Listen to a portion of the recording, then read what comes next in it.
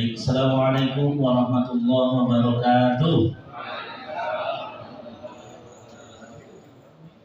Alhamdulillah, alhamdulillahirabbil alamin. Sudah kembali fresh kita setelah diisi dengan amunisi dari Indomaret ya. Bagaimana masakannya, Bapak Ibu semuanya? Bener-bener banget gitu. Insya Allah mudah-mudahan membawa barokah untuk kita semua sehingga bisa melanjutkan sesi kita di seminar kemasjidan dari Masjid Umat Baqi. Masih siap ya Bapak Ibu semuanya? Biasanya kalau sudah terisi itu kemudian kembali ada yang terpengaruh, yaitu makanya terus insya Allah buatan ya, karena insya Allah materi kita di sesi yang kedua ini sangat luar biasa, tidak kalah menarik dengan materi kita yang pertama tadi. Yang pertama tadi tentang Masjid Darurat Media oleh Mas Dio Diadon. Alhamdulillah sudah begitu banyak inspirasi yang bisa kita dapatkan, dan insya Allah untuk sesi yang kedua ini kita akan dibersamai oleh Mas Nanang Syaifur Rozi dan Mas Rifki Agung Triana Putra. Ada dua pemateri pada siang hari ini sampai kita di penghujung nanti jam 2 insya Allah. Yang akan membawakan materi yang kedua yaitu software kemakmuran masjid.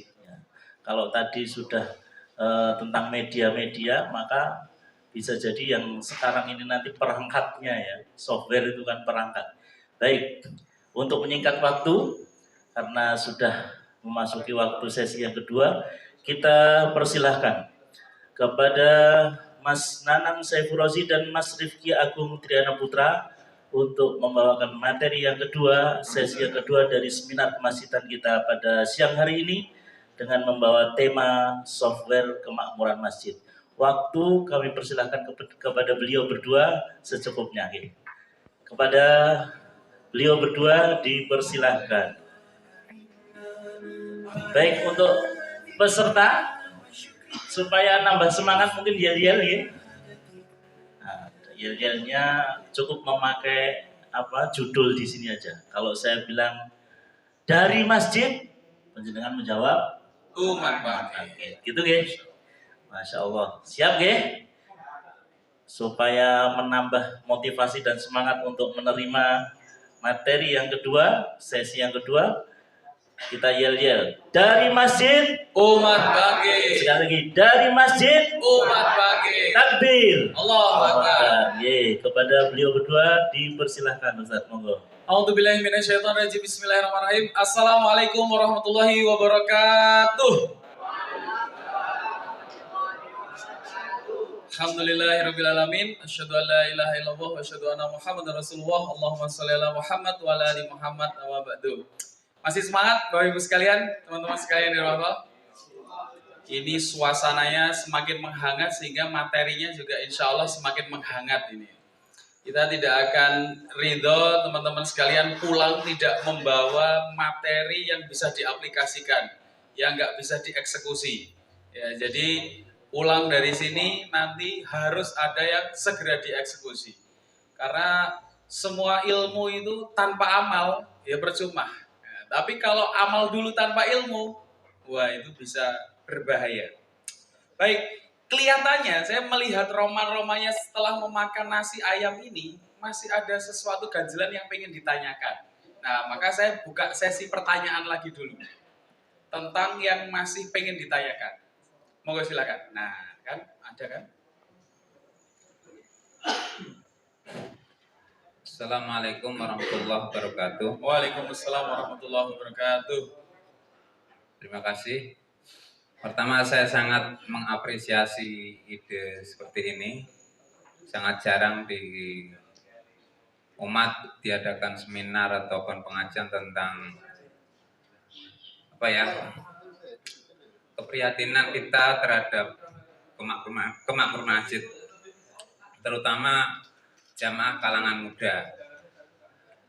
Yang ada sekarang kan kebanyakan orang-orang tua, itu lumrah lah kalau orang tua ada sergap ke masjid. Kalau anak muda memang ya agak susah gampang, kecuali beberapa orang aja. Ini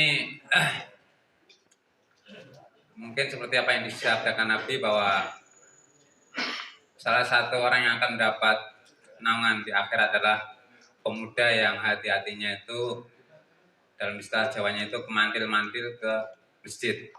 Dalam artian ya sholat jamaah, pengajian, dan kegiatan-kegiatan yang lain.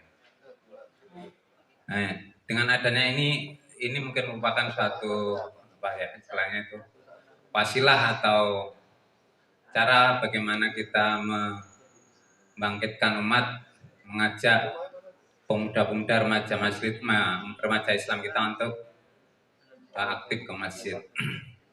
Kemudian yang saya tanyakan, yang pertama tentang itu tadi bagaimana terutama kayak ibu-ibu tadi istilahnya itu menggantikan pasar di masjid dengan Jumat berkah, subuh berkah itu tadi. Nah, itu satu, dananya dari mana? Kemudian yang kedua tentang ini kan anak-anak muda kan kebanyakan suka dengan musik ya. Saya juga pernah muda, juga pernah suka musik. Nah ini Muslim United atau Real Masjid ini sudah menanyakan para ke alim ulama atau ustadz belum tentang bagaimana dakwah dengan musik. Saya sedikit banyak tahu tentang musik. Saya dulu juga suka musik, tapi alhamdulillah berkat hidayah Allah saya sudah istilahnya itu talatika dengan musik. Ya, terus terang aja. Dan sudah sejak lama. Saya masih kuliah di UIN dan saya ke kajian di Masjid UGM itu. Kebetulan mereka di sana banyak ustadz-ustadz yang katakanlah cukup mumpuni lah tentang ilmu. Itu jadi yang pertama dana dari mana, yang kedua bagaimana hukum dakwah dengan musik. Saya juga pernah baca lewat medsos bahwa katanya 4 mazhab itu sepakat bahwa musik itu adalah ya kalau tidak haram, kalau ekstrimnya haram mungkin ya, tapi setidaknya itu enggak banyak manfaatnya. Ya. Jadi 4 mazhab itu sepakat musik itu hampir mendekati haram, bisa dibilang seperti itu. Jadi mohon bagaimana caranya agar kita dalam berdakwah itu tidak tercampur dengan hal yang justru malah mengotori dakwah itu sendiri. Mari kita coba belajar lagi bagaimana Nabi berdakwah. Itu saja. Saya sepakat dan mendukung dakwah ini. Tapi caranya mohon dikaji lagi. Jadi ya anak-anak pemuda nanti juga di samping untuk kegiatan juga hendaknya dikasih semacam taklim bagaimana beragama yang benar, bagaimana berakidah yang lurus, bersih, beribadah yang benar, berakhlak yang mulia. Itu yang saya pertanyakan dan sedikit saya sarankan. Terima kasih. Assalamualaikum warahmatullahi wabarakatuh. Waalaikumsalam warahmatullahi wabarakatuh. Wonten malih? Oh siap, moga Pak. Sekarang dikumpulkan. Seru ini. Saya senang kalau ada yang mengharamkan musik. Kita full musik soalnya. Matur nuwun Pak, masih ada di sini luar biasa. Assalamualaikum warahmatullahi wabarakatuh. Waalaikumsalam warahmatullahi wabarakatuh. Alhamdulillah saya bisa berada di sini dalam menurut saya situasi yang paling tepat. Karena saya tadi berpikiran wah pasti tekan tulis bar gitu ya. Ternyata alhamdulillah masih sempat untuk menikmati dari pembukaan gitu ya. Sebelum menyampaikan, saya perkenalan dulu, saya dari Mojosongo, Solo. Jadi tepatnya di sebelah utara Rumah Sakit Dr. Un, saya ke utara mentok. Saya berada di Kampung Sibila. Nah, masjid saya mempunyai beberapa permasalahan. Sebenarnya permasalahan itu sudah saya identifikasi. Intinya begini, bahwa setiap masa itu kita generasinya ganti. Kalau saya dengan semua lihat masjid, saya tuh pasti melihat piagam-piagam. Tapi itu adalah masa lalu. Karena apa? Yang mendapatkan piagam itu dulu anak-anak TPK ketika masih kecil. Tapi sekarang yang punya piagam itu sudah punya anak. Nah, gitu kan. Nah, kemudian selevel itu berikutnya, anak-anak berikutnya SMA ataupun mahasiswa kemudian hilang. Dan ini sudah habis semuanya. Artinya semua sudah pergi. Kemudian yang ada adalah anak-anak kecil. Nah, kemudian pertanyaannya, bagaimana cara kita menghidupkan itu? Sedangkan ada permasalahan sendiri bagi takmir. Takmirnya sendiri untuk mengurusi anak-anak yang kecil namanya aja kurang mampu. Jadi secara ilmu saya rasa kurang gitu kan. Jadi ini ada permasalahan seperti itu. Jadi dari segi takmir juga ada, dari segi generasi remajanya juga sudah tidak ada. Kemudian yang muncul adalah anak-anak setingkat SD. Mohon nanti untuk solusinya. Dulu juga pernah diadakan internet di masjid karena yang menggunakan tidak ada ya dimatikan juga itu lah. Padahal itu sudah mencontoh seperti Jawa kalian itu. Ternyata kondisinya berbeda di suatu tempat, jadi nggak mesti bisa diterapkan di tempat kami. Terima kasih. Assalamualaikum warahmatullahi wabarakatuh. Assalamualaikum. Jadi problemnya cuma ada anak-anak, sehingga bagaimana solusinya untuk mengamankan. Sampun wonten malih? Oke. Ke belakang dulu ibu-ibu boleh? Pak, ya. Sekedar ya Pak, nanti gantian ke depan. Bismillahirrahmanirrahim. Assalamualaikum warahmatullahi wabarakatuh. Waalaikumsalam warahmatullahi wabarakatuh. Perkenalkan, saya Ayu dari Masjid At-Taqwa PP. Yang pertama terima kasih atas undangan takmir teman-teman yang ada di sini, dan terima kasih untuk supporter dan semuanya yang tak kurang satu apapun dalam mempersiapkan acara ini. Terima kasih untuk Mas Ril Masjid, ilmunya sangat bermanfaat, tapi saya nurut dengan kenyataan yang ada di lapangan di tempat saya, berhubungan dengan pemuda dan pemudi.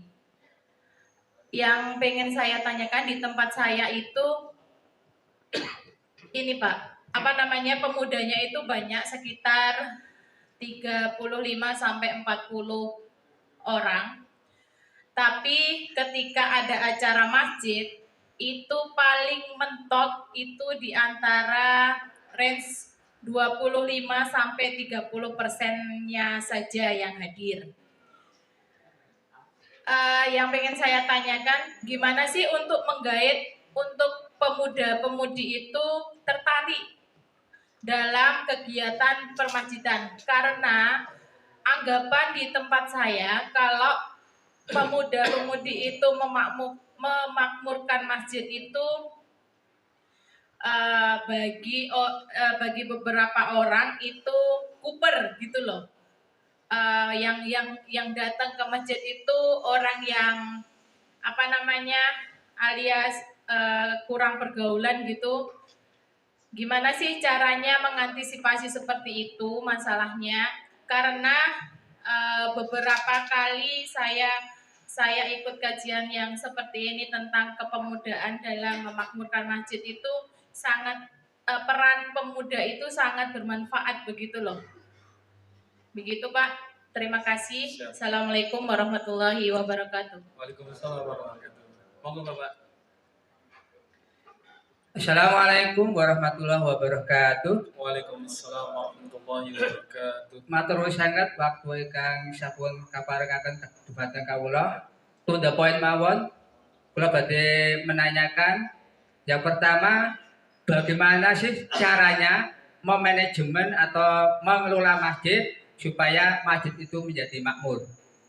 Aspek-aspek apa saja yang diperlukan di dalam pengelolaan tersebut sehingga masjid itu menjadi makmur. Kemudian yang terakhir, kalau boleh tahu indikator apa saja masjid itu dikatakan makmur. Terima kasih. Siap. Wassalamualaikum warahmatullahi wabarakatuh. Waalaikumsalam warahmatullahi wabarakatuh. Baik, saya kira 4 pertanyaan ini sudah cukup mewakili. Insya Allah memakan waktu kurang lebih beberapa menit insya Allah.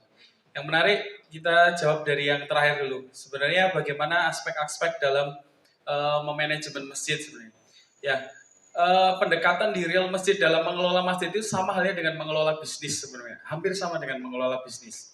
Karena kegelisahan kita panjenengan semua kalau punya bisnis ya udah ngeluarin modal, punya tempat ya keluar ratusan juta bahkan 1,5 miliar, pasti akan berpikir bagaimana segera balik modal. Gimana Bapak? Atau pengen ayo wis ra apa-apa, payu alhamdulillah ora wis ra apa sing penting tawakal. Kan mboten ngaten. Selalu harus diusahakan. Nah, maka di masjid ini sebenarnya juga sama.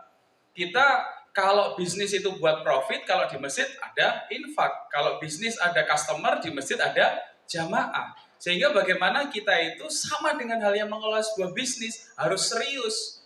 Nah, maka 4 pilar yang ada, aspek-aspeknya sama dengan bisnis. Ada HRD, marketing, operasional, sama keuangan. Sesederhana itu yang di real masjid. Nah, lantas ketika bagaimana disebut nanti masjidnya makmur, sebenarnya indikatornya kalau di kami bukan banyaknya jamaah sama banyaknya infak lagi. Itu sudah terlalu biasa. Tapi kami memiliki visi yang lain daripada masjid-masjid yang lain, bahwa kami ini punya visi untuk mencetak kader generasi muda pemimpin peradaban Islam.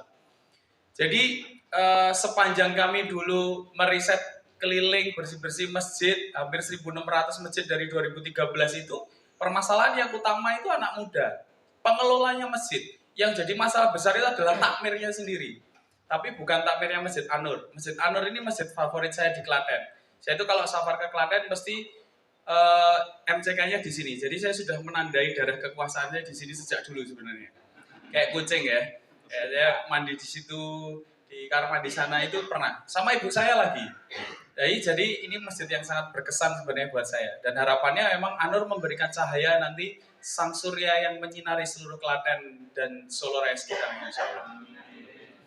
Nah, maka kalau standar kemakmuran bagi kami adalah bagaimana SDM tadi, para marbot tadi meningkat. Jadi definisi marbot di real masjid itu bukan hanya sekedar bersih-bersih masjid, buka tutup masjid, ngopeni kota infak, jadi muadzin gitu tidak. Tapi lebih dari itu bahwa marbot di real masjid adalah seorang manajer atau CEO masjid.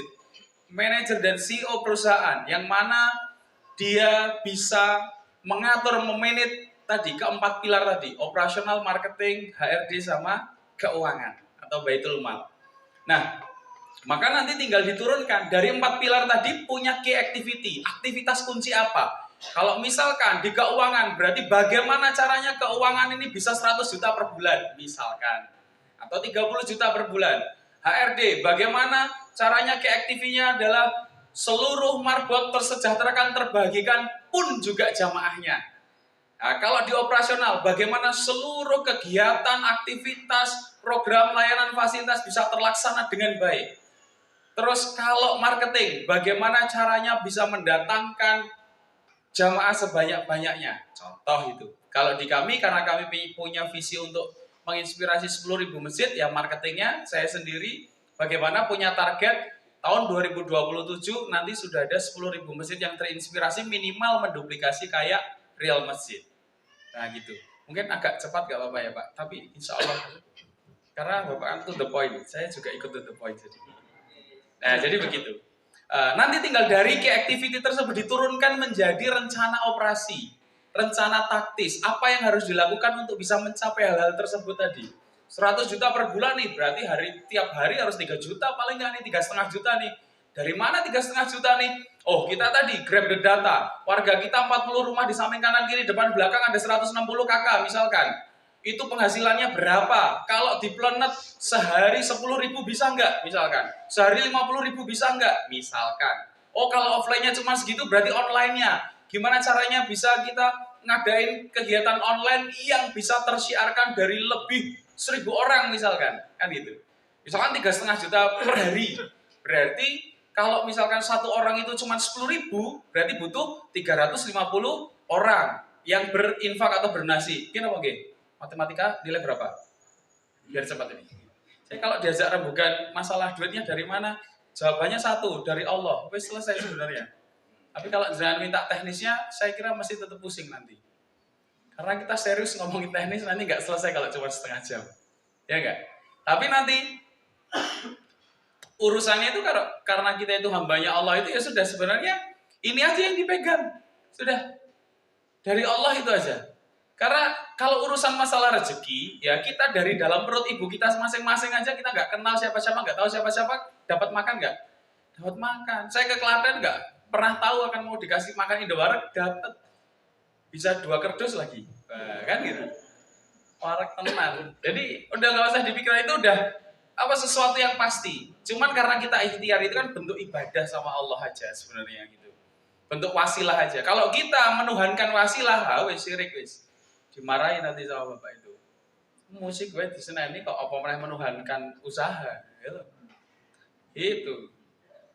Jadi itu ya Pak untuk aspek pengelolaan. Saya kira itu kalau dikerjakan mau lebih detail lagi, ayo kita ngobrol lebih panjang lagi nanti.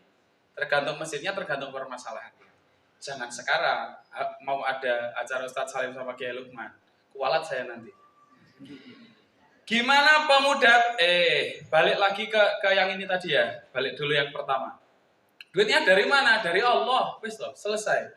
Caranya gimana? Ya minta sama Allah. Bappenasnya dunia itu banyak proposal gak ono duitnya. Sri Mulyani utangnya tambah bar G20. Hampir 8.000 triliun. Kurang ajaran. Udune kaya ngono sing di Imam 4 mazhab itu semuanya mengharamkan riba.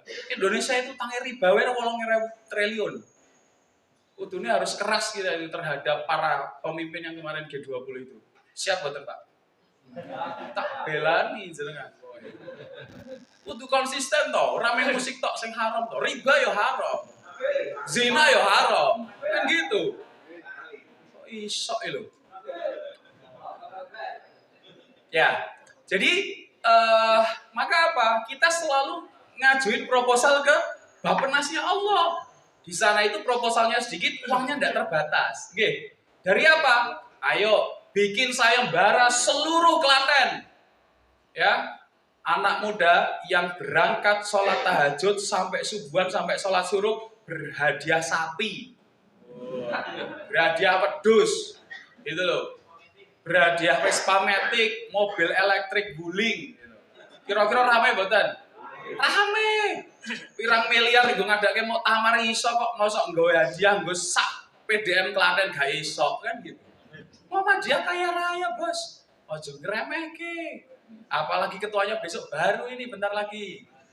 Itu harus ada semangat itu. Maka itu nanti nyambung anak-anak muda biar tertarik gimana? Kasih insentif.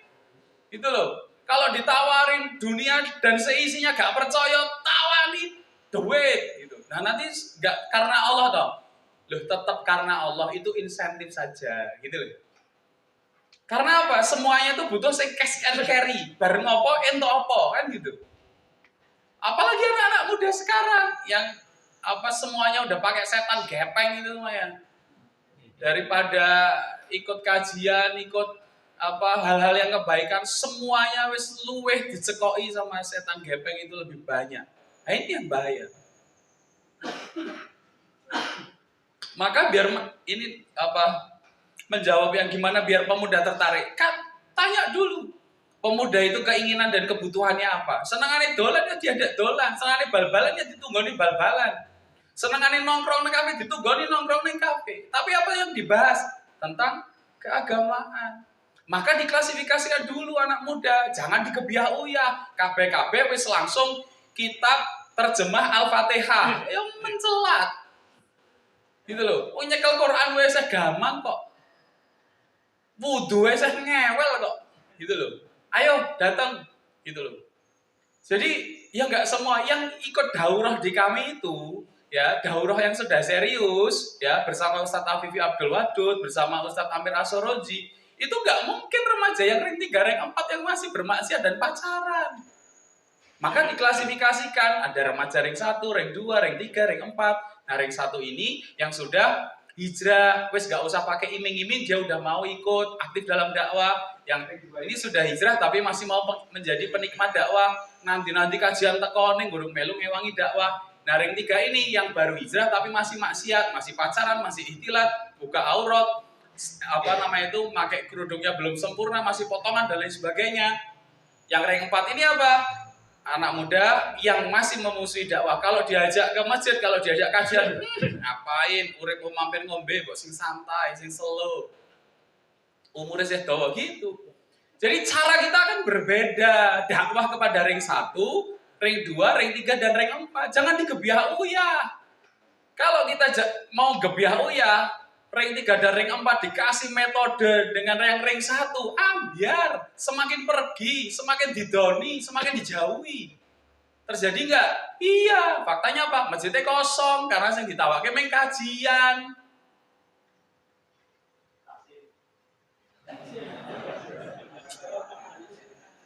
Celutukannya membuat sakit hati. Iki guru umi kabeh apa sih? Aja ngono lah. Jadi begitu, Bapak Ibu sekalian yang dirahmati Allah. Maka kenapa kok di Real Masjid ini kok hahihi, genjreng-genjreng, musikan, dan lain sebagainya? Karena kita target dakwahnya ring 3 dan ring 4. Tapi apakah terus kita gak ada daurah, teman-teman yang untuk membahas kitab akidah? Ada. Tiap rebo kita diunakke dipisui musik haram. Kaguan bid'ah. Iya, ini malam minggu Mas Jio tetap nyetel musik. Kan kurang ajar itu. Enggak, itu karena masih debatable. Jadi kita mungkin belum sampai kitabnya sehingga masih menganggap musik itu mubah. Kita pun itu sudah didakwai sama putranya Mas Anang, Mas Farel ini datang nih. Itu tuh sangat keras mengkritik kita tentang masalah musik. Kita ya siap, hormat. Saya setiap mau cium tangan sama beliau. Mohon maaf ya Mas Farel, kita mau nyetel musik lagi nih. Tanya, ya enggak Rel? Ya enggak? Saya datengin, Rel sorry ya, start date-nya masih ada musiknya ini gitu. Pasti gitu, saya minta maaf gitu loh. Karena apa? Kami menghargai dan menghormati pandangan seperti itu. Tapi ayo, kalau saya tanya, 4 mazhab, semua imam 4 mazhab setuju dengan tegaknya khilafah enggak? Lah iya, berarti jenengan harus memperjuangkan khilafah juga selain untuk mengharamkan musik gitu. Nah, gitu. Ya.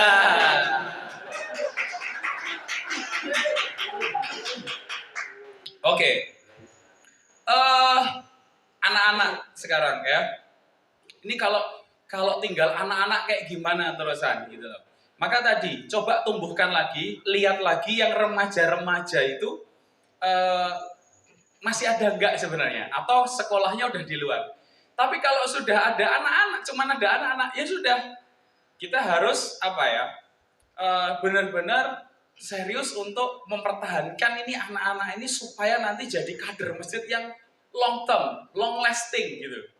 Tadi Mas Dio udah bicara tentang pantun seperti itu. Maka memang kita itu mendirikan Real Masjid ini untuk mengubah lifestyle-nya anak muda. Supaya anak muda itu nggak kemana-mana dari kampung, nggak nyari kerjaan keluar lain. Tapi masjid ini bisa menjadi lapangan pekerjaan bagi pemuda yang ada. Bisa menjadi wasilah untuk tercapainya mimpi baik di dunia maupun di akhirat pada seluruh generasi muda. Coba bayangkan Bapak Ibu sekalian, ada 1 juta masjid di hampir seluruh Indonesia ini. Ini lebih banyak 10 kali lipat dibandingkan kantor kelurahan dan pedesaan. Artinya apa? Artinya kita harus benar-benar tahu kalau misalkan satu masjid itu membuka 10 lapangan pekerjaan, sudah ada 10 juta lapangan pekerjaan yang terbuka. Nah, makanya saya heran kenapa kok lembaga pendidikan sampai sekarang kuliah S3 kok gak ada penjurusan yang ngarahin jadi manajer CEO masjid. Padahal yang dikelola ini valuasinya tuh ratusan bahkan miliaran rupiah loh. Jauh lebih besar daripada usaha UMKM loh. Masa gak pernah kepikiran sampai ke situ? Gitu loh. Ini yang diurusin itu umat sekitar. Sekarang Persyarikatan Muhammadiyah itu paling besar. Wakafnya paling tinggi. Tapi kenapa nggak terkonversi? Mahasiswa-mahasiswa yang ada setelah lulus, dibiarin jadi buruhnya orang-orang asing. Dibiarin jadi jongosnya orang-orang asing, orang-orang kapitalis. Istighfar, Pak, istighfar kita ini. Seharusnya pidato presiden itu kemarin itu mengarahkan seluruh persyarikatan Muhammadiyah kembali ke masjid gitu loh. Gak cocok main jadi presiden. Juga ngerti kemarin. Ini di jam ke istana ini. Aku juga ngerti kemarin saat stadion Manah ini aslinya ngempet aslinya. Pret. Mau coba pidato tok. Aslinya ngerti tapi ya apa-apa lah ya kan ngomongin dewe. Tambah ngerti tau mulai tambah panas loh nih Pak. Gak apa-apa ini. Makanya saya nggak pengen ada di poster Pak. Kalau sudah ada di poster jenengan Masjid Anur itu mesti jadi sasaran Pak. Ono wae teko wis pokoke. Nah, jadi apa? Kita tumbuhkan nanti anak-anak ini tumbuh dan berkembang akhirnya dari masjid dan untuk masjid. Kalau kita anak-anak mudanya sudah mulai ngurus masjid, nanti kita bisa bangun itu 4 pilar mulai dari Baitullah, Baitul Quran, Baitul Mal sampai Baitul Muamalah. Bisnisnya udah B2B, masjid to masjid nantinya. Bikin peci, bikin kaos kayak gini, udah mergernya nanti sama masjid yang lain.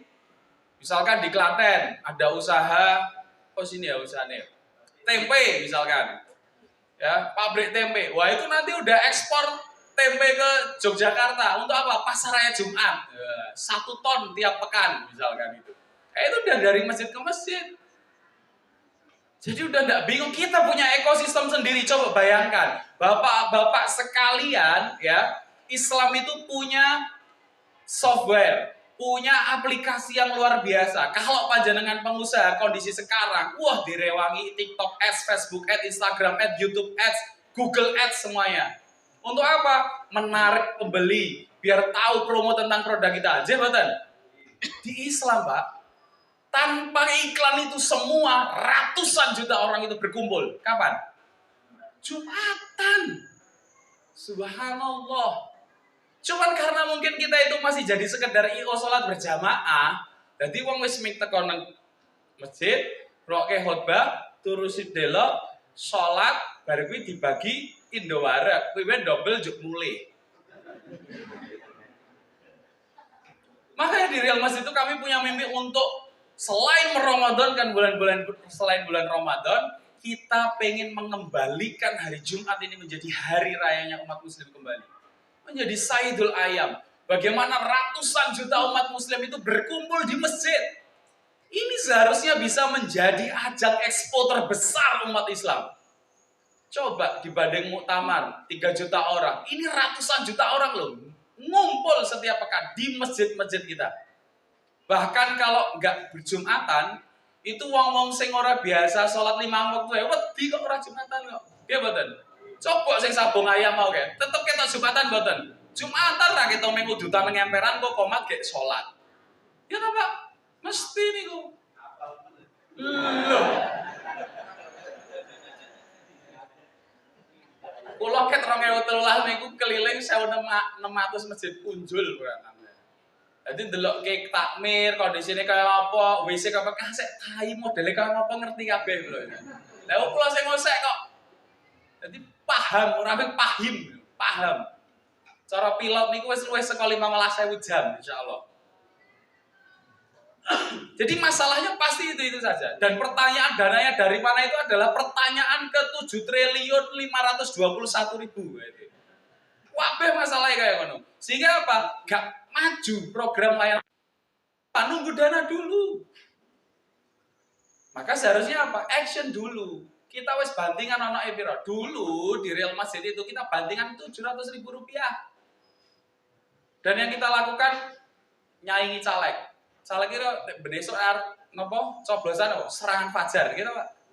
Wah kita serangan fajar ke emak-emak. Habis selesai sholat subuh, majelis subuh, sama senang bagi amplop. Isinya 20.000. Mulai tekono mah motor hijau kabeh. Ya duitnya warna hijau tadi. Bareng gue ketok tular. Wah, bareng kono iki bar subuhan majelis subuh disangoni tambah oke sing teko. Alhamdulillah. Meskipun sekarang kami punya utang minus 300 juta, tapi kan tetap berbahagia. masih bisa kenyang makan Indoan. Berasa dikoplokin, langsung gitu. Wah, udah kelas. Oke lah, Bapak Ibu sekalian dirahmati Allah, apa yang sudah disampaikan Mas Dio, apa yang sudah saya jawab ini tadi, bolehlah ini menjadi omong kosong yang enggak perlu panjenengan perhatikan, enggak perlu panjenengan catat. Tapi insya Allah setelah ini, apa yang sudah saya gambarkan, Mas Dio gambarkan itu, kalau di real mesin itu prosentasenya sebenarnya cuma 5%. 95%-nya apa yang kami lakukan ini baru mau dijelaskan sama Mas Nanang sebagai foundernya Real Mesin, sebagai kiainya Real Mesin yang insya Allah penting untuk dicatat dan dibawa pulang. Apa dan bagaimana tentang software memakmurkan masjid, langsung saja kepada Mas Nanang kami persilakan.